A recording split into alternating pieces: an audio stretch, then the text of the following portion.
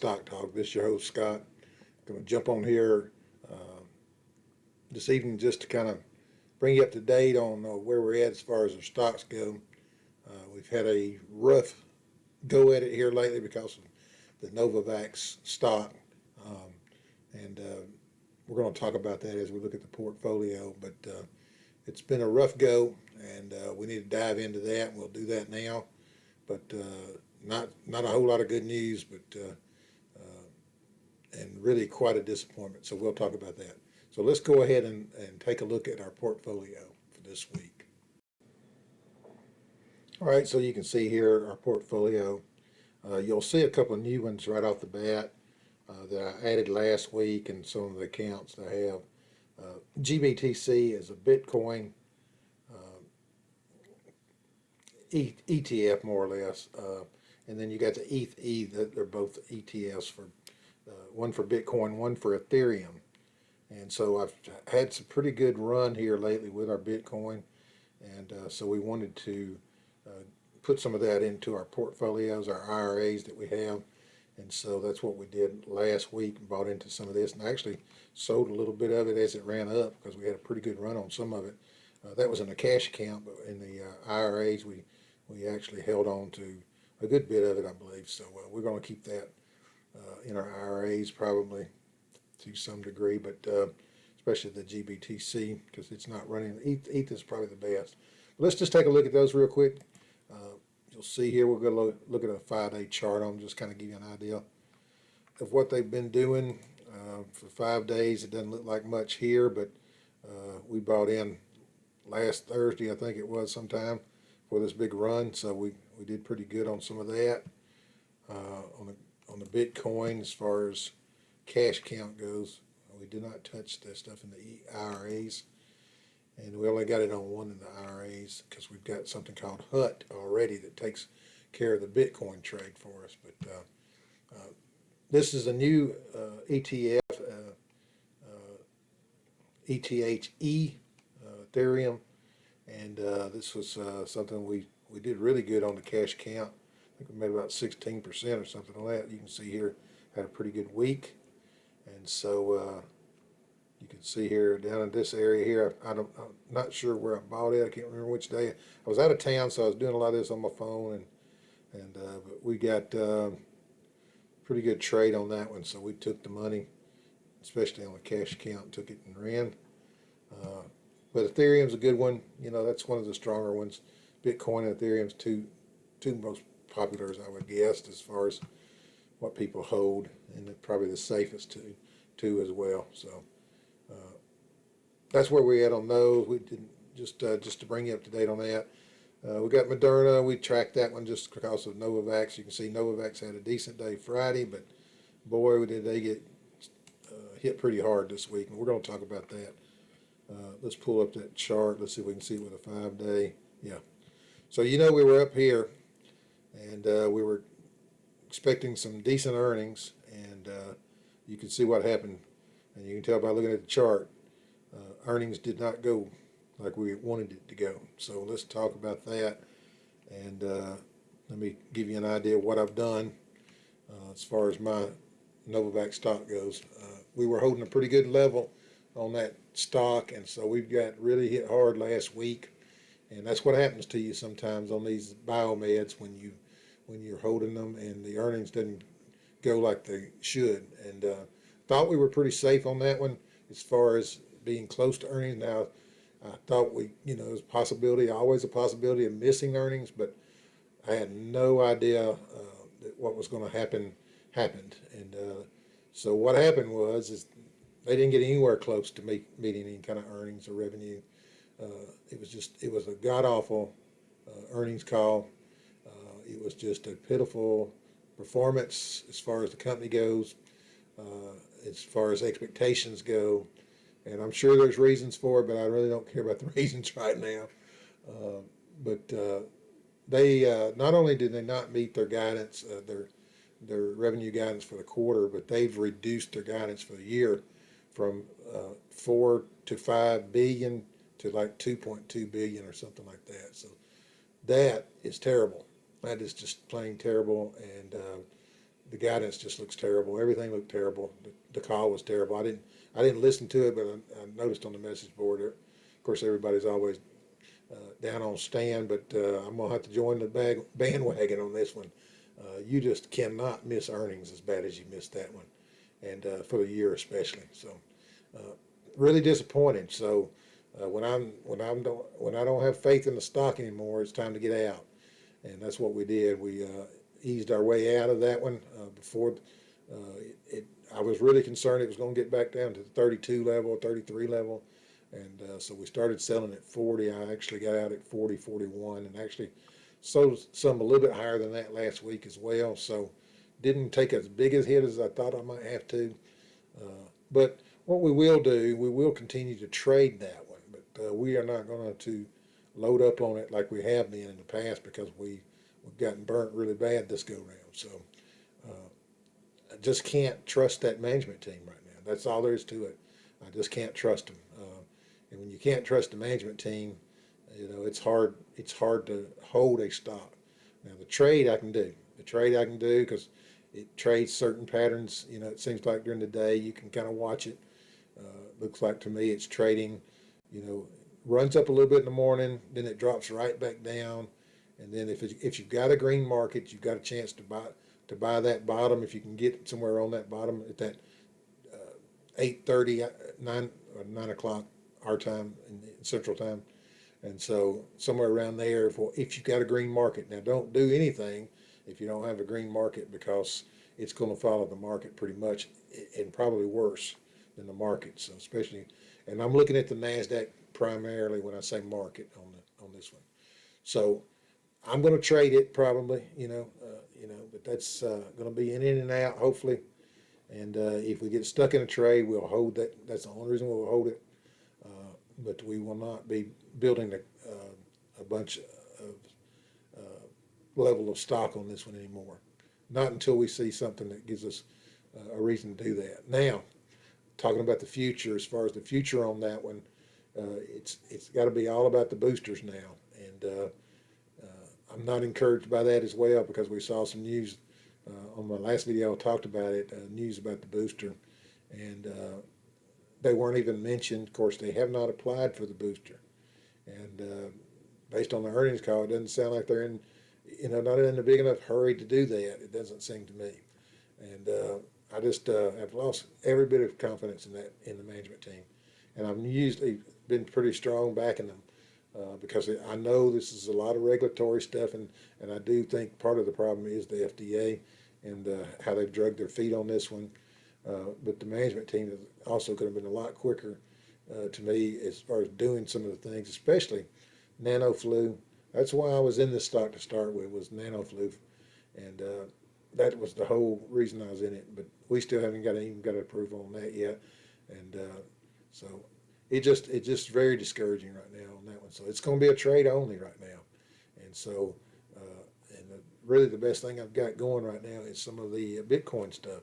And of course, my fear is right now this market has come up a little bit in the last month or so. We've had some good inflation numbers. If you listen to Biden, he said 0% inflation, which is crazy. It's not zero. It's 0% increase inflation. Okay, still at 9% inflation. So, but the bottom line is this: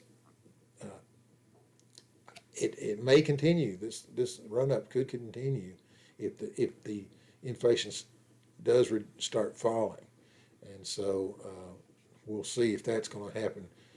Based on, I watch Kathy Woods a lot too, and she's very intelligent as far as the macro look at things, looking from the big picture, and she still thinks that deflation type stuff is going to hit at some point, and so of course that could be a year off still, but we're going to see how this market goes before we start piling into anything right now. With cash is very valuable right now as far as I'm concerned. After that big hit, I have got to be more careful because of that hit we just took on NVAX. Because when you're retired, you've got to manage your money. So that's what we're going to do for the rest of the year. Probably we're going to make some trades and try to get in and out of stuff pretty quick and try to have a cash flow coming in from those trades.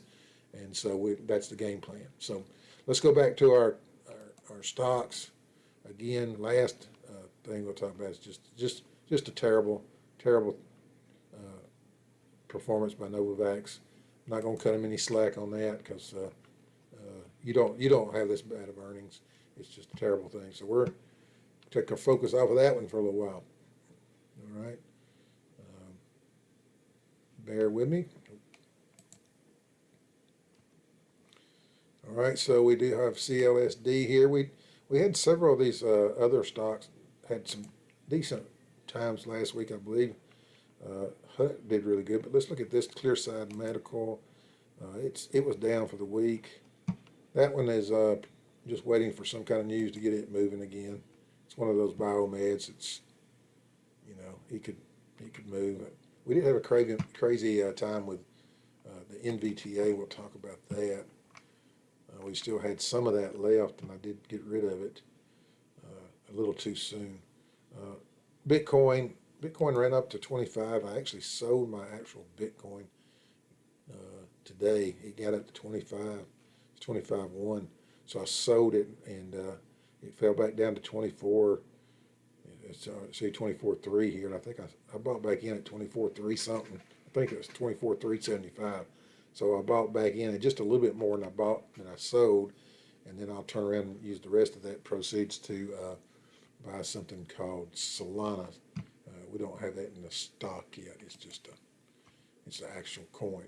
So, but Bitcoin 5-day. Let's look at that. You can see that's a nice little run for Bitcoin. All the way down here at 22, all the way up to 25. So we took that 25.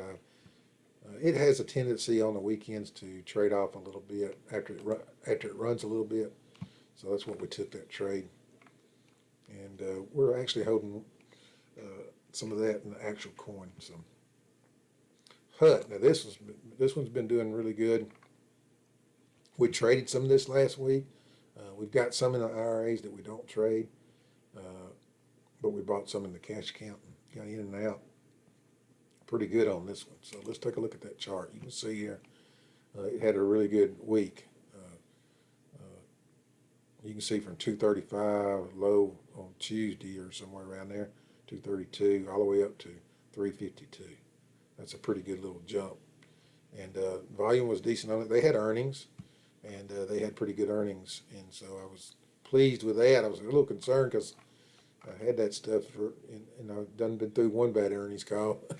And this one actually turned out pretty good. You can see 18% on Friday. So that helped a little bit. That helped to blow a little bit last week. That's a good one. That's one of our larger holdings right now, probably as far as the number of shares we've got. So in this one here, we had some shares of this in the one of the IRAs. I'd already sold out on another one, but this thing went kind of crazy last week. Take a look at this. It was up on over 100%. You can see here it was 229, and it went all the way up to here, like a meme stock. And I think I sold when it hit 440 or something like that, and then it just kept going like crazy. And look at the number of shares here, 152 million, 153 million, and it did that for like 2 or 3 days. You can see this volume here on this thing. Still a lot of volume even on Friday. And if you can time these things, you can really do good. But if I see one up 30-40% in a day, I'm gonna take that usually. So it's gonna be hard for me to make 100% in a day. Just crazy to try to, that's just getting greedy. But we still holding some of that. No, I did sell out. Sold out the last of it in that IRA. So not holding it anymore. But that was a $20 stock. So what we took was a loss, but I had to take that run up on it. I will not be getting back in that one. That was not one I was happy with. Tilray had a decent week, I believe. Let me just check that and see. I was really focused on the Novavax. No, it was down a little bit for the week. So I was really focused on the Novavax and those trades I made with the Ethereum and the GBTC and the ETHE. And I don't know why it's taking double clicks on this stuff to get it to move. Nikola, let's see what it did. I think it was down for the week as well. Yep. And I did buy some of that in the cash account last week, and it's it's down from where I bought it just a little bit, not much. This one I this one I still think maybe do something for us later down the road.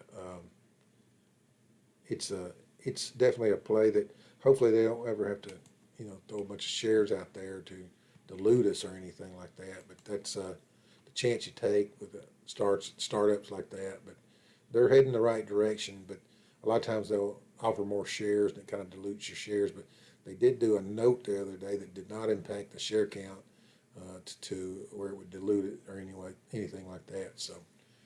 Uh, but I wanted to jump on here just to kind of give you a brief update on where we're at on stuff. We'll be back in a couple of weeks probably, but we're just going to probably be making some trades if we can make some trades. Other than that, we're just going to be trying to build up some of the money that we lost last week as far as that goes. And it's an actual loss because we did sell the Novavax shares that we had. We're completely out of Novavax right now. But I'll be trading it. Like I said, I'll be trading it during the week if I can get a good buy on it. I'm looking for about 38 right now, 38 to 40. That would probably be a good entry point on a bad market day, and then trade it from there. But I'm not gonna try to trade it. I might buy it on a down day, but I will not be trying to add to each time it goes down. I'll buy it once. And if it goes down more, it's just going to go down because we're not going to build up a large core count of shares on that one. Hopefully, what could happen is there could be some news of a buyout. There could be news about booster, some kind of application there. You might get a little pop out of it. I don't know what the plans are for the management team, but it might be time for a change. Maybe you've outgrown your management team. I don't know. I know it's tough. That regulatory hurdles. I think they did an excellent job on that. They did an excellent job getting manufacturing going to the point where they could really put these doses out. But they're late to the game, and when you get late to the game, COVID. I don't know if you saw what CDC's reduced a lot of the social distancing and all that stuff. So the COVID that's out there is not killing folks anymore, and it's just. Whether folks will get a shot from this point, I don't know. But we're not even in the booster game until in the U.S. until we get signed up for that, and we got to get signed up for boosters all over the world too. But there's still hope for it now. The revenues, I mean, you look at the revenue this year. If they get 2.2, that's twice as much as last year. Still heading the right direction as far as that goes, but nothing near 4 or 5 billion, and hopes were a lot higher than that at one time. But watch the nano flu news on that too. We'll be keeping an eye on that. But big disappointment. So we're just going to have to try to look at a different strategy. I think right now, my biggest fear right now is the market pulling back. And we are heavy in cash right now. I'm not even sure of the percentage, but it's over 50%. And so heavy in cash, waiting to see if this market pulls back any. And it could do that depending on what comes out as far as numbers goes this week. And we'll just watch that as well. But if it turns, it could be back down like it was. And, if you're in a bunch of stuff, it's going with it. And so you'll be stuck in that at those low prices. Of course, the danger is always when you're not in the market, you can have these days where it runs up 600 and 700 points and you're not in it. And